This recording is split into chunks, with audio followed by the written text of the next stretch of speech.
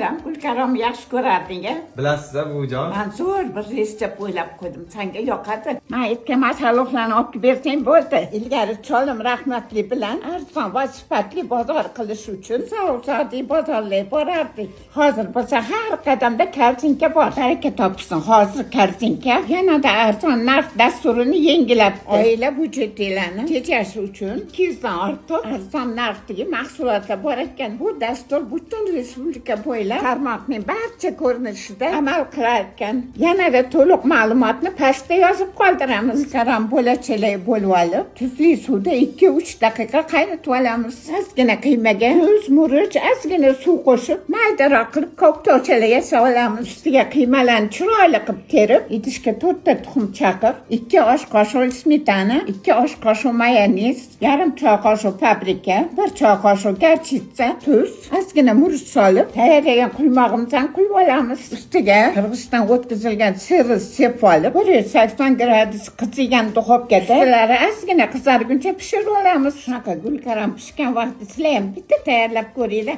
Albatta sizlarga yoqadi. Juda mazali.